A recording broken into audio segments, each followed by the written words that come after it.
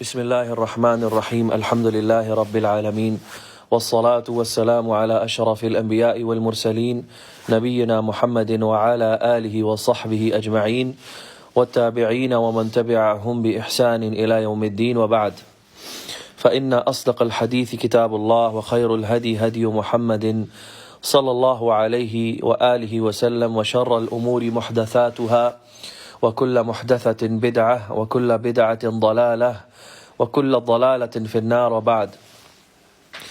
الحمدللہ، جس طرح کے سامعین ساتھی جانتے ہیں، یہ سلسلہ وار دروس کی نشست ہے جو ماہ رمضان کے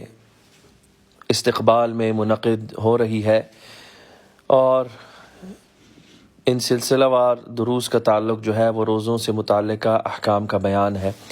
جس میں ہم العلامہ عبداللہ بن عبد الرحمن آل بسام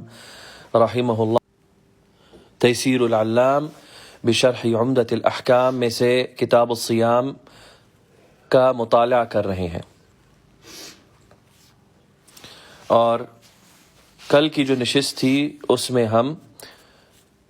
باب الصیام کی 11ویں حدیث تک پہنچے تھے. آج 12ویں حدیث سے آغاز کریں گے انشاءاللہ علی برکت اللہ. عمدۃ الاحکام کی حدیث نمبر 185 ہے، اور کتاب الصیام کی حدیث نمبر 12 ہے. انس بن مالک رضی اللہ عنہ روایت کرتے ہیں فرماتے ہوئے کہ ہم رسول اللہ صلی اللہ علیہ وآلہ وسلم کے ساتھ سفر میں تھے. ہم میں سے کچھ نے روزہ رکھا ہوا تھا اور کچھ نے روزہ نہ رکھا ہوا تھا. فرماتے ہیں تو ہم ایک مقام پر اترے جبکہ بہت گرم دن تھا، یعنی گرمی والا دن تھا، اور ہم میں سے اکثر جو تھے وہ چادر کی سائے میں بیٹھے تھے، اور ہم میں سے کچھ ایسے تھے جنہوں نے سورج کو اپنے ہاتھوں سے روکا ہوا تھا، یعنی سورج کی چمک کو اپنے ہاتھوں سے روکا ہوا تھا. فرماتے ہیں تو کچھ روزے دار جو تھے وہ گر پڑے، یعنی گرمی کی شدت سے گر گئے، بے ہوش ہوئے یا چکر آ کے گر گئے. اور جنہوں نے روزہ نہیں رکھا ہوا تھا وہ اٹھے اور انہوں نے پھر لوگوں کو جو ہے پانی پلایا اور خیمے نصب کیے. تو رسول اللہ صلی اللہ علیہ وآلہ وسلم نے فرمایا ذهب المفطرون اليوم بالاجر، کہ روزہ نہ رکھنے والے آج اجر لے گئے،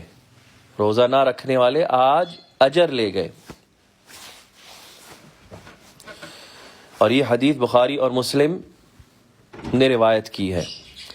اس کا جو اجمالی معنی ہے ایک منٹ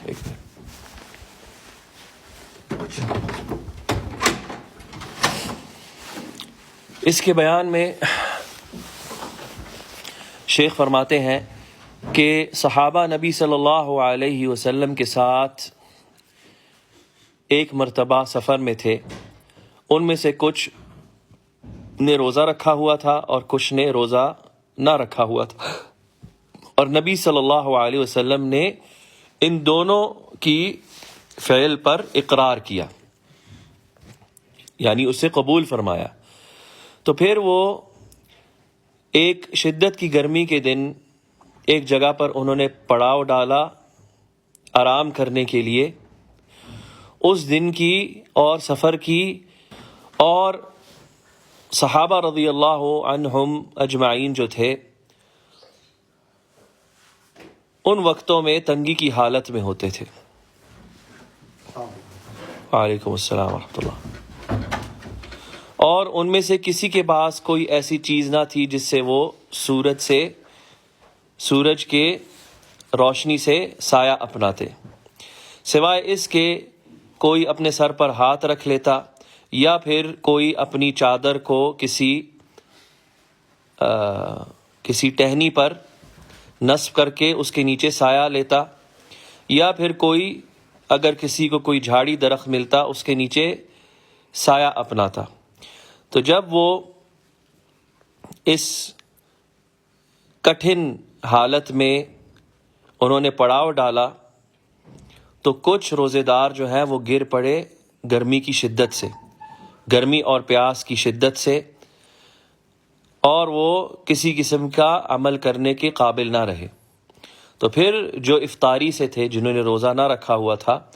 انہوں نے لوگوں کے لیے خیمے، جھگیاں جو ہیں وہ نصب کی اور انہیں پانی پلایا، اونٹوں کو پانی پلایا اور اپنے روزے دار بھائیوں کی خدمت کی۔ تو جب نبی صلی اللہ علیہ وآلہ وسلم نے یہ معاملہ دیکھا ان سے،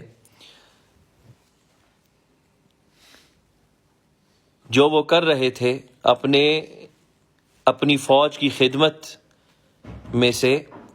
اور ان کی شجاعت دیکھی، تو پھر آپ صلی اللہ علیہ وسلم نے ان کی فضیلت بیان کرتے ہوئے فرمایا ذهب المفطرون اليوم بالاجر، کہ جو افطاری والے تھے یعنی جنہوں نے روزہ نہ رکھا ہوا تھا وہ آج اجر لے گئے۔ اس حدیث میں سے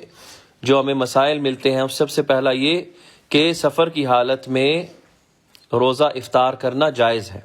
کیونکہ نبی صلی اللہ علیہ وسلم نے صحابہ کے دونوں گروہوں کی کیفیت کا اقرار کیا، یعنی جو روزے دار تھے وہ بھی اور جو روزے سے نہ تھے وہ بھی۔ دوسرا مسئلہ کہ صحابہ رضی اللہ عنہم جو ہے وہ دنیاوی لحاظ سے بہت ہی تنگحالی میں ہوا کرتے تھے، ان کی بہت ہی تنگحالی ہوا کرتی تھی رضی اللہ عنہم اجمعین، لیکن اس سب کے باوجود، اس تنگ حالت کے باوجود، انہیں ان کی یہ تنگحالی مشقتیں اور جہاد فی سبیل اللہ سے نہ روکتی۔ تیسرا مسئلہ کہ ان لوگوں کی فضیلت جو اپنے بھائیوں اور اپنے اہل و عیال کی خدمت کرتے ہیں، اور یہ کہ ہمارے دین میں اسے شجاعت میں سے گنا گیا ہے۔ جو اس امت کے بہترین لوگوں کا طرز عمل تھا، برخلاف بہت سے لوگوں کے جو ان جیسے معاملات کو کم تر سمجھتے ہیں اور تکبر دکھاتے ہیں اپنی دولت کے زور پر۔ چوتھا مسئلہ کہ سفر میں افطار کرنا افضل ہے، جس طرح کل والی جو حدیث ہے اس میں اس کا تفصیلی بیان ہوا تھا، جو مختلف مذاہب ہیں علماء کے، کیا سفر میں روزہ رکھنا افضل ہے، روزہ ترک کرنا افضل ہے، تو وہ بیان کل گزر چکا۔ تو شیخ کا اسی طرف اشارہ ہے جو شیخ نے ترجیح دی جس قول کو کہ سفر میں افطار کرنا افضل ہے، خاص کر کے جب مصلحت ہو اس میں مصلحت ہو کہ انسان اب قوت پائے اپنے بدن میں، خاص کر کے جنگ کی حالت میں جب وہ اپنے دشمنوں کا سامنا کرتا ہے اور اس کے وغیرہ علاوہ دوسری چیزیں، کیونکہ روزے کا جو فائدہ ہے وہ روزے دار کو پہنچنا چاہیے، روزے کا جو فائدہ ہے وہ روزے دار پر لازم ہے، لیکن افطار کا جو فائدہ ہے اس طرح کے دنوں میں یعنی جس میں مشقت ہو، جہاد ہو یا عموماً بہت تپش ہو گرمی کی، جس میں خطرہ ہو ہلاکت وغیرہ کا، تو اس میں افطار کرنا لازم بھی آ سکتا ہے اور بہتر بھی ہے۔ تو اسی لیے اس پہلو سے افطار اولا ہوگی۔ پانچواں مسئلہ کہ اسلام اس چیز پر ابھارتا ہے کہ انسان جو ہے وہ عمل کرے، یعنی کام کرے، نہ کہ سستی اپنائے، کیونکہ اسلام جو ہے وہ کام کو ایک بہت بڑا مقام دیتا ہے اور اس کا اجر بھی بیان کرتا ہے۔ اور کام کرنے والوں کی فضیلت جو ہے ان سے بڑھ کر ہے جو اپنے آپ کو عبادت کے لیے مختص کر لیتے ہیں، یعنی جو اپنے آپ کو صرف عبادت میں کا مشغلہ لگا لیتے ہیں اپنے لیے، وہ لوگ زیادہ افضل ہیں ان سے جو کام کرتے ہیں۔ تو شیخ آخر میں فرماتے ہیں اس حدیث کے فوائد ذکر کرنے کے بعد، تو کہاں ہیں وہ آوازیں بلند کرنے والے، شور شرابہ کرنے والے جو یہ دیکھتے ہیں کہ دین جو ہے وہ ہمیں تقدم اور ترقی سے روکتا ہے۔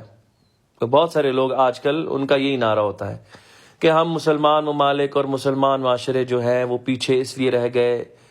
وہ پستی میں ہے، ان کی ایڈوانسمنٹ نہیں ہے، ٹیکنالوجی نہیں ہے، وہ آگے نہیں بڑھے۔ کیوں؟ دین نے ان کو روک کے رکھا ہے۔ اور دین کیا ابھارتا ہے؟ عمل پر۔ دین کس چیز پر ابھارتا ہے؟ عمل پر، اور دین سراہتا ہے اس چیز کو۔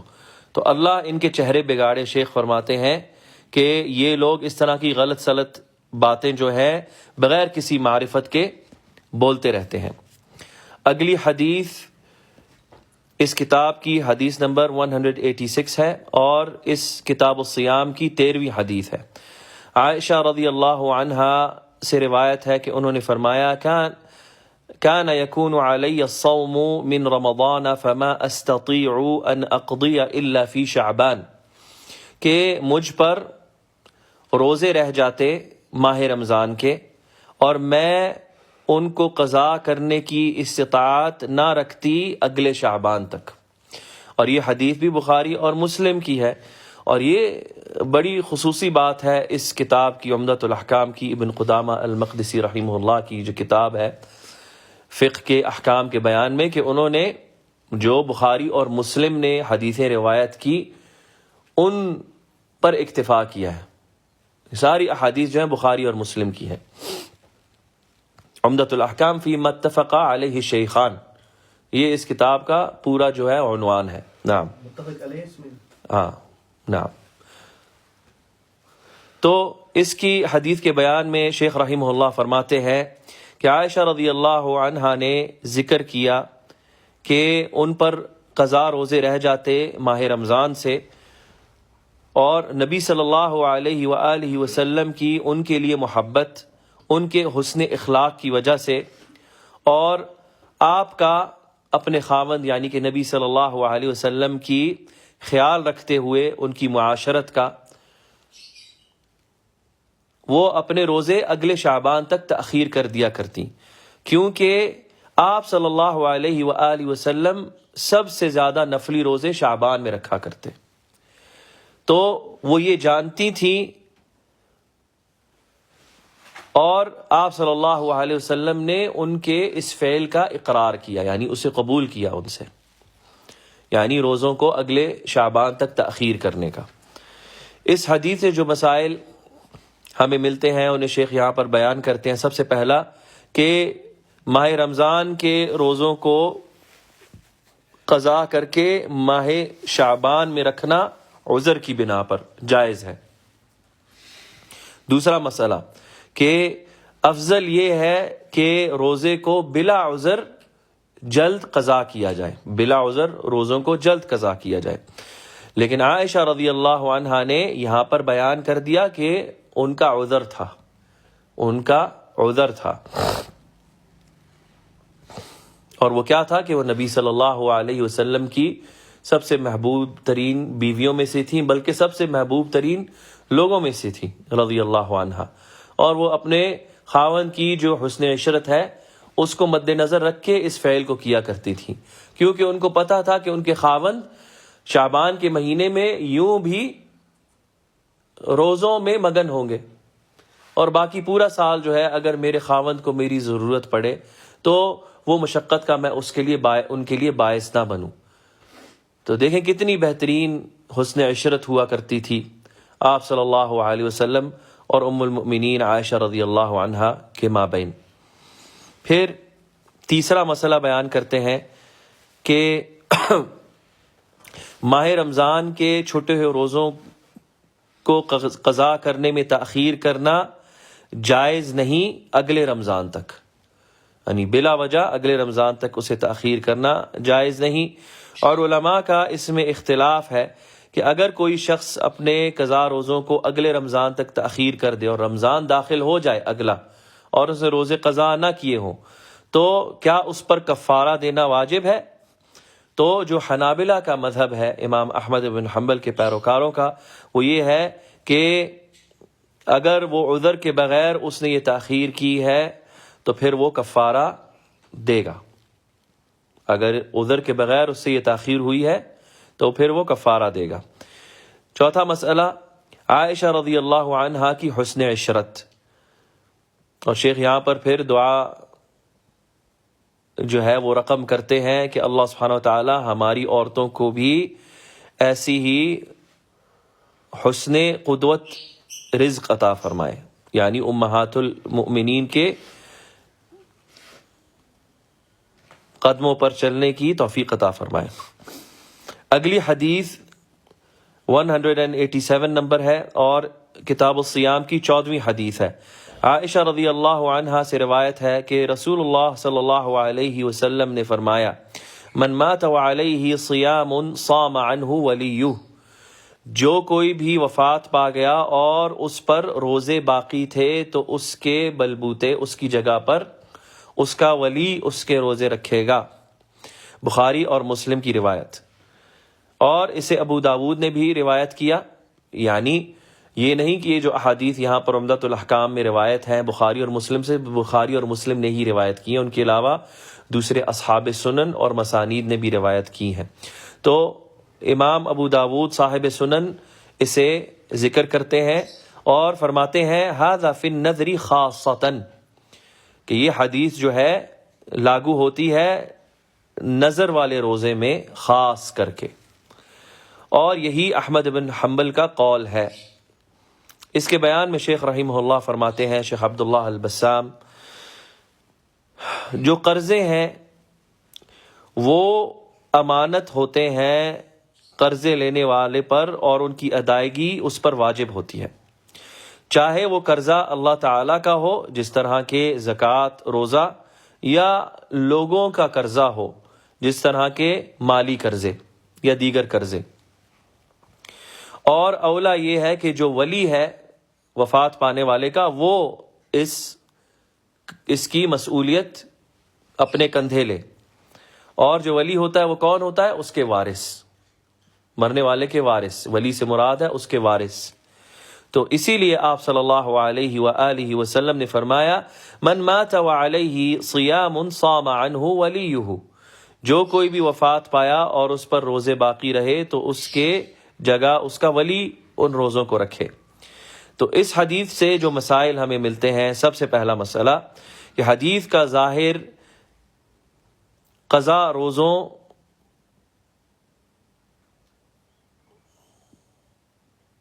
میت کے قضا روزوں کو پورا کرنے کے وجوب پر دلالت کرتی ہے، چاہے وہ روزہ نظر کا روزہ ہو یا پھر وہ واجب روزہ ہو جو شریعت کے اصل سے ثابت ہو۔ یعنی دو قسم کے احکامات ہیں عبادت میں عموماً، جس کا آگے بھی بیان آئے گا۔ یہاں پر میں تھوڑا سا مختصراً بیان کر دیتا ہوں یہاں پر کیوں فرق کیا جا رہا ہے۔ ایک عبادت ہے جو شریعت کی اصل سے واجب ہے، جس طرح کے فرض روزے ماہ رمضان کے، اس کے علاوہ کوئی روزہ فرض نہیں انسان پر، الا جو روزہ وہ اپنے آپ پر فرض کر دے، اور وہ کون سا روزہ ہوتا ہے؟ نظر کا روزہ۔ اور یہ روزے تک محدود نہیں، اس کے علاوہ کوئی بھی ایسی عبادت ہو جو شریعت کی روح سے ثابت ہو، اس میں جو واجب عبادت ہے وہ اس پر واجب ہے، لیکن جو شخص اپنے آپ پر واجب کرتا ہے وہ نظر کے ذریعے ہے، چاہے وہ نفلی نماز ہو، نفلی روزہ ہو، نفلی صدقہ ہو، نفلی عمرہ ہو، نفلی حج ہو، جو بھی اس طرح کے کام ہیں وہ اپنے آپ پر واجب کرتا ہے۔ تو شیخ یہاں پر فرما رہے ہیں کہ اس میں کوئی فرق نہیں، اور شیخ کیوں وہ فرما رہے ہیں کہ وہ اب ذکر کریں گے، خلاف اس کے جو یہاں پر امام ابو داود نے تقیید باندھی ہے اپنی سنن میں اس حدیث کو ذکر کرنے کے بعد،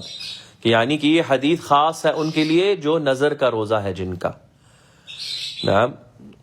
تو اس سے پتہ چلا کہ اس مسئلے میں اختلاف ہے، اس حدیث کی مفہوم میں اور احکام میں علماء کا اختلاف ہے، جو شیخ یہاں پر ذکر کریں گے آگے تفصیلاً۔ اور ابن دقیق العید رحمہ اللہ جلیل القدر امام تھے، امام ابن تیمیہ رحمہ اللہ کے زمانے سے پہلے ہی، ان کی ولادت سے کچھ عرصہ پہلے ان کی وفات ہوئی، کہ دوسرے اعمال کو روزے کے ساتھ جوڑنا وہ اسی باب پر قیاس سے لیا گیا ہے، لیکن اس حدیث سے کوئی بھی ثابت نہیں۔ یعنی دوسرے بھی جتنے اعمال ہیں جو نفلی انسان پر یعنی رہ جاتے ہیں، قضا چیزیں جو اس پر رہ جاتی ہیں، تو اس کا قیاس علماء نے اس حدیث کی بنا پر کیا ہے۔ یعنی کوئی اور ایسی حدیث نہیں ملتی جس میں یہ ملے نبی صلی اللہ علیہ وآلہ وسلم سے کہ جو وفات پا چکا ہے اس پر اگر نماز رہ گئی ہے تو اس کے جگہ نماز پڑھو، یا اس کا حج رہ گیا اس کی جگہ حج کرو، یا اس کی جگہ کوئی بھی عبادت رہ گئی وہ کرو۔ اس حدیث کے اوپر قیاس ہے باقی ساری عبادات، ابن دقیق العید فرماتے ہیں۔ دوسرا مسئلہ کہ وہ شخص جو مسئولیت سنبھالے گا وفات شدہ شخص کی، اس کے روزے کی، وہ اس کا ولی ہے، اور ولی سے مراد وہ ہے جو اس کی وراثت کا حقدار ہے، جو اس کی وراثت سے فائدہ اٹھائے گا، جو چیزیں وہ ترک کر کے جاتا ہے پیچھے اپنی زندگی میں۔ تو اس کے تقاضے میں سے یہ ہے، یعنی اس کی وراثت کے تقاضے میں سے جو اس نے جس سے وہ فائدہ اٹھاتا ہے، اس کے تقاضے میں سے یہ ہے کہ وہ اللہ کا جو قرضہ ہے اس وفات پانے پر اس کو پورا کرے۔ علماء کا اختلاف یہاں پر شیخ ذکر کرتے ہیں کہ علماء اس چیز پر اختلاف کرتے ہیں کہ جو شخص وفات پا جائے اور اس پر روزے رہ جائیں تو کیا یہ قضا کیے جائیں گے اس کے بہاف پہ، یعنی اس کی جگہ پر؟ تو علماء کے اس میں 3 اقوال ہیں۔ سب سے پہلا قول یہ ہے کہ کسی بھی حال پر اس کے لیے روزے قضا نہیں رکھے جائیں گے، نہ نظر کا روزہ نہ واجب روزہ جو شریعت کی اصل سے ثابت ہے۔ اور یہ مذہب امام ابو حنیفہ رحمہ اللہ کا ہے، اور اسی طرح امام مالک اور شافعی کا بھی متأخرین میں سے قول ہے، ان کا دوسرا جو قول ہے۔ دوسرا جو قول ہے وہ یہ ہے کہ اس کی جگہ پر روزہ رکھا جائے گا، نظر والا روزہ، نہ کہ شریعت کے اصل والا روزہ، یعنی جو واجب روزہ ہے وہ نہیں رکھا جائے گا، نظر والا روزہ رکھا جائے گا۔ اور یہ امام احمد بن حنبل کا مذہب ہے، اور اسی طرح ابو عبید یعنی کہ قاسم بن سلام اور اللیث یعنی کہ ابن سعد المصری اور اسحاق یعنی کہ ابن راہویہ، اور اسی قول کو ابن القیم رحمہ اللہ نے اس کی تائید کی، بڑھ چڑھ کے اس کی تائید کی۔ تیسرا جو قول ہے وہ یہ ہے کہ میت کی جگہ پر روزہ رکھا جائے گا، چاہے وہ نظر کا روزہ ہو یا وہ واجب روزہ ہو، شریعت کی اصل سے وجوب اس کا ثابت ہو۔ اور یہ قول ابو ثور اور اصحاب الحدیث کا ہے، اور اس قول کی بڑھ چڑھ کر تائید کی ابن حزم رحمہ اللہ، ابن حزم الظاہری رحمہ اللہ نے، اور جو مخالفین ہیں ان کے قول کا رد کیا۔ اور اسی طرح یہ ان کا بھی قول ہے جو شافعیہ میں سے ان کے محدثین کا قول ہے، اور اسی طرح یہ امام الشافعی کا قول ہے ان کے قدیم مذہب میں سے۔ اور امام الشافعی کا جب قدیم مذہب ذکر کیا جاتا ہے اور جدید مذہب جب ذکر کیا جاتا ہے، یعنی پرانا مذہب اور نیا مذہب، اس سے مراد کیا ہے؟ یہ طلاب العلم کو کم سے کم پتہ ہونا چاہیے۔ جو پرانا مذہب ہے امام شافعی کا، کہ جب امام شافعی نے امام مالک کی ملازمت کی اور ان سے مدینہ جا کے علم حاصل کیا، اور پھر اس کے بعد جب انہوں نے ان سے علم پر اکتفا کر لیا تو پھر آپ مزید علم حاصل کرنے کے لیے دوسرے علاقوں میں دوسرے علماء کے پاس گئے، لیکن پھر آپ کی ملازمت ہوئی لیث بن سعد سے، ان کی ملازمت ہوئی، اور تو وہ جب لیث بن سعد کی ملازمت ہوئی تو وہ ان کا دوسرا مذہب ہے، جدید نیا مذہب. اور امام مالک رحمہ اللہ سے پوچھا گیا کہ امام مالک اور لیث بن سعد میں سے زیادہ علم والا کون تھا؟ تو امام مالک نے فرمایا لیث بن سعد، الا کہ ان کے شاگردوں نے ان کے علم کو ضائع کر دیا. امام شافعی نے فرمایا. امام مالک، ان سے پوچھا گیا امام مالک اور شافعی کے بارے میں، انہوں نے کہا لیث بن سعد زیادہ علم والے تھے لیکن ان کے شاگردوں نے ان کے علم کو ضائع کر دیا، یعنی کہ ان کے علم کو اس طرح محفوظ نہ کیا جس طرح امام مالک کے شاگردوں نے ان کے علم کو محفوظ کیا. امام مالک کی جو موطا ہے، سبحان اللہ، یعنی علی الاختلاف، اس کی جو روایتیں ہیں 12-13 روایتوں سے موطا ملتی ہے. ایک موطا کتاب کی 12-13 شاگردوں نے روایت کی. نعم. اور لیث بن سعد رحمہ اللہ کی کتابیں جو ہیں وہ بہت ہی قلت میں ہیں، نہیں ملتی. تو کتنی دفعہ اس چیز سے ہمیں یہ پتہ چلتا ہے کہ اگر کوئی شیخ ہو، کوئی استاد ہو، اس کے اگر شاگرد جو ہیں وہ نااہل ہوں، وہ اس کا علم جو ہے اس کو محفوظ نہ کریں، آگے نہ پہنچائیں، تو وہ ان کی نااہلی ہوتی ہے، نہ کہ اس استاد یا اس عالم کی. اس کا اجر اور اس کا مقام مرتبہ اپنی جگہ پر رہتا ہے. جس طرح امام شافعی نے کہا کہ لیث بن سعد زیادہ علم والے تھے امام مالک سے، لیکن کیا چیز امام مالک کے علم کو کس نے مشہور کیا؟ ان کے طلباء نے ان کے علم کو محفوظ کیا اور آگے منتقل کیا، اور لیث بن سعد کے طلباء نے یہ نہیں کیا تھی، ان کی کوتاہی تھی رحمہم اللہ اجمعین. نعم. اور امام شافعی نے اس قول کو، اپنے قول کو جوڑا حدیث کی صحت کے ساتھ جوڑا. اسی لیے بیہقی فرماتے ہیں، امام البیہقی صاحب سنن فرماتے ہیں کہ اگر امام شافعی اس حدیث کی جتنی بھی طرق ہیں ان کو پا لیتے تو وہ اس قول کو جازماً اپناتے، وہ اس قول کو جازماً اپناتے. یعنی کہ امام شافعی نے اس حدیث کی ساری طرق نہ پائیں، اور فرماتے ہیں اور وہ اس کی کبھی بھی مخالفت نہ کرتے انشاءاللہ.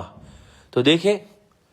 یہ جو ہے متقدمین جو ہمارے اسلاف ہیں اور ان کے پیروکاروں میں سے جنہوں نے پھر مسانید اور سنن اور مختلف مصنفات جو ہیں وہ ساری احادیث اور اقوال صحابہ اور تابعین، اتباع تابعین، ائمۃ الدین جمع کیے کہ وہ اس چیز پر جازماً کہا کرتے تھے اگر ہمارے امام کو یہ حدیث ملتی تو وہ اس پر عمل کرتے، کہ ان کو پتا تھا کہ ان کے ائمہ جو ہیں وہ ہر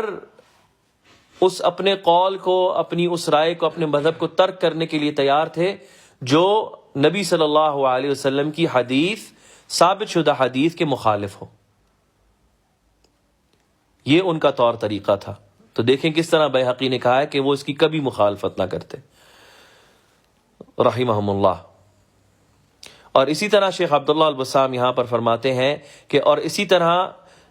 یہ قول ہمارے شیخ کا بھی ہے، شیخ عبد الرحمن بن ناصر السعدی، کیونکہ شیخ عبداللہ البسام امام السعدی کے شاگردوں میں سے ہیں اور خواص شاگردوں میں سے ہیں. تو فرماتے ہیں کہ امام السعدی نے فرمایا اس قول کو اپناتے ہوئے، کیونکہ یہی اختیار ہے شیخ الاسلام ابن تیمیہ کا،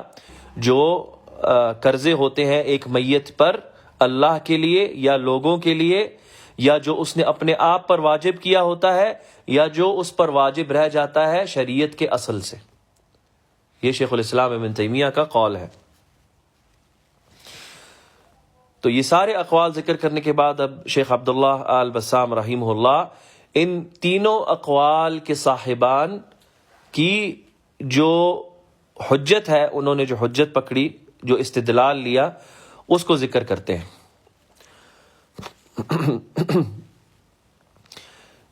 تو ان کا استدلال جو منع کرتے ہیں کہ میت پہ قضا روزے، اس کے جگہ پر روزے رکھنا جائز نہیں، جو اس چیز کو انکار کرتے ہیں، ان کا جو استدلال ہے وہ اس کی دلیلیں یوں ہیں، جن میں سے اللہ سبحانہ وتعالی کا قول ہے سورۃ النجم میں، وَأَن لَيْسَ لِلْإِنسَانِ إِلَّا مَا سَعَى، اور انسان کے لیے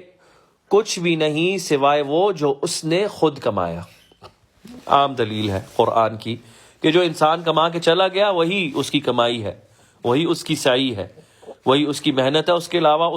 اس کی جگہ پر اس کے لیے اور کوئی نہیں کما سکتا اس کا عمل۔ تو یہ عام دلیل ہے۔ اور اسی طرح یہ اس دلیل کو بھی لیتے ہیں جو ابن عباس رضی اللہ عنہ سے مروی ہے کہ انہوں نے فرمایا، یعنی کہ ابن عباس رضی اللہ عنہما نے، لا یصلی احد عن احد ولا یصم احد عن احد، کوئی کسی کی جگہ نماز نہیں پڑھ سکتا اور کوئی کسی کی جگہ روزہ نہیں رکھ سکتا۔ اور اسی طرح عائشہ رضی اللہ عنہا سے بھی اسی طرح کی حدیث، اسی طرح کا قول مروی ہے جو ابن عباس سے مروی ہے۔ اور یہ دونوں کے دونوں، یعنی کہ ابن عباس اور ام المؤمنین عائشہ رضی اللہ عنہما، یہ دونوں راوی ہیں میت کی قضا روزے کی حدیث کے، یہ دونوں راوی ہیں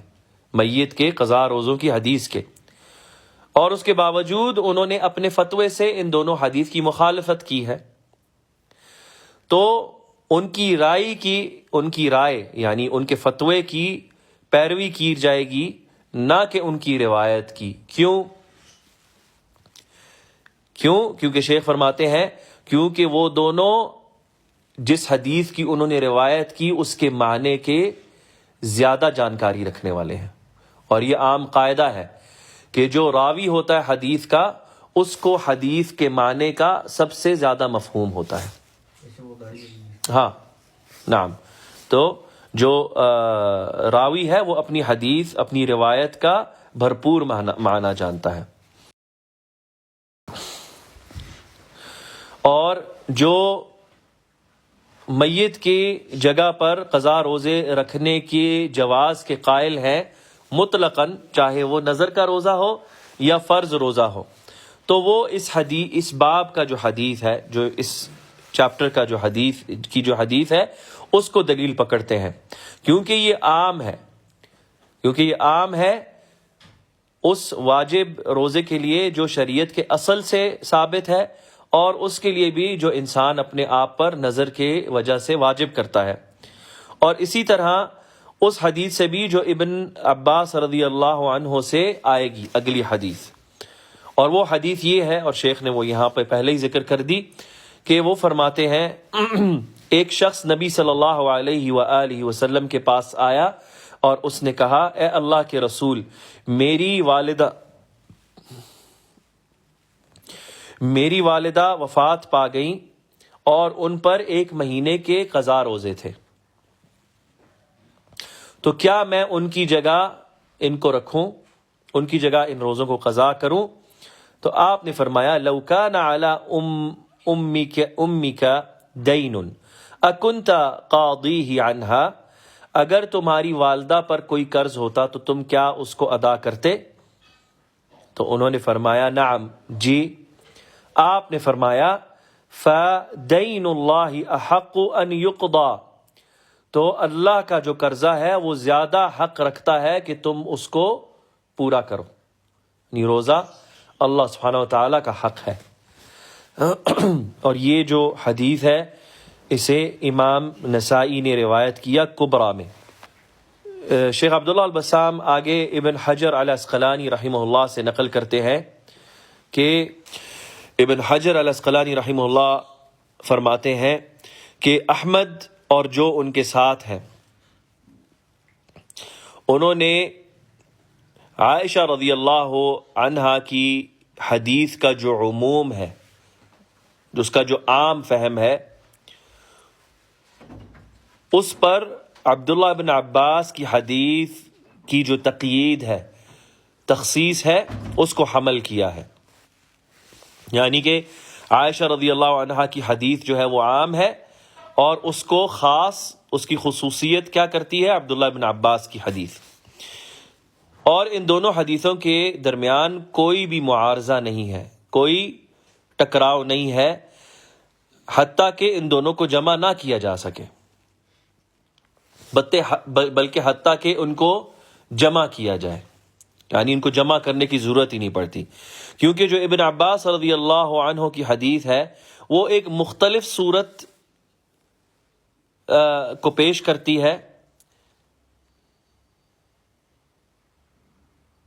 جو سائل نے اپنے بارے میں پوچھا، جو اس کے ساتھ پیش آیا، اور جو عائشہ رضی اللہ عنہا کی حدیث ہے تو اس میں ایک عام قاعدے کی تقریر ہے، ایک عام قاعدے کا اقرار اور بیان ہے۔ اور تیسرے جو قائلین ہیں جو تفصیل سے اس معاملے کو لیتے ہیں، اور وہ لوگ ہیں جو یہ کہتے ہیں کہ نظر کا روزہ جو ہے، نظر والا روزہ جو ہے اس کو قضا کرے گا میت کا وارث، لیکن جو واجب روزہ ہے شریعت کے اصل سے، یعنی کہ رمضان کا روزہ، تو وہ اس کو قضا نہیں کرے گا۔ تو یہ اس باب کی جو حدیث ہے اس کو دلیل پکڑتے ہیں، اور اسی طرح ابن عباس کی حدیث کو بھی جو اس کے بعد آنے والی ہے، جو دوسری ابن عباس کی حدیث سے اس حدیث کو مقید کرتی ہیں جو اس باب میں ذکر ہے۔ اور ابن القیم رحمہ اللہ بھی اس قول کی تائید کرتے ہیں بڑھ چڑھ کے اپنی کتاب اعلام الموقعین میں، اور اسی طرح تہذیب السنن جو ان کی ابو داود کی شرح ہے ابن القیم کی، اس میں فرماتے ہیں، اور یہی سب سے اعتدال والا قول ہے اقوال میں سے، اور اسی پہ صحابہ کا کلام دلالت کرتا ہے، اور فرماتے ہیں ابن عباس کی حدیث کی جو علت ہے جس میں انہوں نے فرمایا لا یصوم احد عن احد ویطعم عنہ، کوئی بھی کسی کی جگہ پر روزہ نہ رکھے اور کوئی کسی کی جگہ پر کھانا نہ کھلائے۔ نسائی نے اسے کبریٰ میں روایت کیا ہے۔ تو اس کی مراد جو ہے وہ اصلی فرض روزے کی ہے، وہ اصلی فرض روزے کی ہے، یعنی ماہ رمضان کا روزہ۔ جہاں تک نظر کے روزے کا تعلق ہے تو پھر اس کے بارے میں عائشہ رضی اللہ عنہا کا فتویٰ مروی ہے، جس میں انہوں نے وفات پانے والے کے روزے کے بارے میں فرمایا ہے کہ اس کی جگہ کھانا کھلایا جائے، اس کی جگہ کھانا کھلایا جائے، اور یہ اس روزے کے تعلق سے ہے جو نظر کا روزہ ہو۔ اور اس طریقے سے ابن القیم فرماتے ہیں کہ دونوں اس باب کی دونوں روایتوں کا اتفاق ہو جاتا ہے، دونوں روایتیں متفق ہو جاتی ہیں، اور یہی دلیل اور قیاس کا تقاضا ہے، کیونکہ نظر جو ہے وہ واجب روزے کی طرح نہیں جو شریعت کی اصل سے واجب ہے، بلکہ ایک بندہ اسے اپنے آپ پر خود واجب کرتا ہے، اور وہ اس کے مقام پر پہنچ آتا ہے جو قرضہ لیتا ہے، جو اس نے اپنے کندھوں خود لیا۔ تو اسی لیے نبی صلی اللہ علیہ وسلم نے اسے قرضے سے مشابہت دی ابن عباس کی حدیث میں۔ پھر یہ بھی فرماتے ہیں آگے ابن القیم، اور جو راز ہے نظر کے روزے کا، جو سر ہے اس کے فرق کا، یعنی کہ جو راز ہے اس کے فرق کا، یعنی ان دو قسم کے روزوں کے درمیان، وہ یہ ہے کہ نظر کا جو روزہ ہے وہ مکلف جو ہے اس کا خود اپنے آپ کو لازم بناتا ہے، جبکہ شریعت نے اس پر اس ذمہ داری کو نہ ڈالی تھی ابتداءً، یعنی وہ خود اپنے آپ کو ذمہ دار بناتا ہے اس روزے کا، جبکہ شریعت نے اس پر یہ ذمہ داری نہ ڈالی تھی ابتداءً، یعنی ابتدا اس کی طرف سے ہوئی، تو اسی لیے وہ اخف ہے، یعنی کم تر ہے حکم کے لحاظ سے، جسے شریعت ساز نے اس پر واجب قرار دیا ہے، چاہے وہ اسے پسند کرے یا نہ پسند کرے۔ یعنی یہ وہ ذمہ داری ہے جو قدرت رکھنے والے پر لازم ہے اور عاجز آنے والے پر بھی لازم ہے، خلاف اس کے جو شریعت کی اپنی واجبات ہیں تو وہ بندوں پر تب لاگو ہوتی ہیں جب ان کے بدن ان کا ساتھ دیتے ہیں، یعنی جب کہ ان کی استطاعت ان کا ساتھ دیتی ہے۔ اور یہ شیخ فرماتے ہیں ملخص کر کے یہاں پہ ذکر ہوا، یعنی کیا کہ جو شریعت کی جو واجبات ہیں بندے پر جو واجب ہیں، وہ بندے پر تب تک واجب ہیں جب تک بندہ ان واجبات کی ادائیگی کی استطاعت رکھتا ہے۔ اگر وہ اس کی استطاعت نہیں رکھتا تو واجب اس سے ساقط ہو جاتی ہے، وہ اس پر واجب نہیں رہتی، پھر اس کے احکام مختلف ہیں، صحیح۔ لیکن وہ چیز جو لوگ اپنے آپ پر واجب کرتے ہیں نظر کے ذریعے کہ اگر فلاں کام ہوا میرا تو میں اتنے روزے رکھوں گا، اگر فلاں کام ہوا تو میں اتنی نفلی نمازیں پڑھوں گا، فلاں میرا کام ہو جائے تو میں اتنے بکرے ذبح کروں گا، یا جو بھی نظر وہ کرتا ہے، یہ جو ہے یہ زیادہ سخت ہے بنسبت شریعت کے واجب کردہ احکامات کے۔ کیوں؟ کیونکہ شریعت تب تک اس پر واجب کرتی ہے جب تک اس کی استطاعت ہے، لیکن یہ جو اس نے خود اپنی مرضی سے اپنے آپ پہ واجب کیا ہے، یہ اس قرضے کی طرح ہے جو وہ کسی دوسرے انسان سے لیتا ہے، کیونکہ نبی صلی اللہ علیہ وسلم نے اس کی مشابہت نظر کے روزے کی مشابہت کی قرض سے، کیونکہ بندہ اگر قرض لے لے اور پھر وہ کل کے دن قرض نہ ادا کر سکے تو کیا کوئی یہ مانے گا کہ قرض اس سے ساقط ہو گیا؟ کوئی نہیں مانتا، کہے گا تم تنگی میں ہو، آسانی میں، جب بھی تمہیں ہوگا تم پر واجب ہے، یا تمہاری آل اولاد تمہاری جگہ پر اسے بھرے گی، کوئی اس کو ساقط نہیں کرتا الا قرض دینے والا اگر خود دستبردار ہو جائے، صحیح، الا کہ قرض دینے والا خود دستبردار ہو جائے۔ نعم۔ تو اختتام میں فائدہ ذکر کرتے ہیں شیخ کہ جو وارث ہے اس کا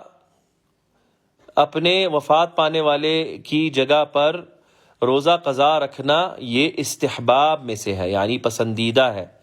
جماہیر اہل علم کے ہاں، سوائے الظاہریہ کے جنہوں نے اسے واجب قرار دیا ہے۔ یعنی جمہور علماء کیا کہتے ہیں کہ یہ مستحب ہے کہ وارث اس کی جگہ پر اس قضا روزوں کو رکھے، یعنی واجب نہیں ہے اس پر حتمی۔ لیکن جو ظاہریہ ہیں وہ کہتے ہیں نہیں، اس پر واجب ہے، اسے رکھنا پڑے گا۔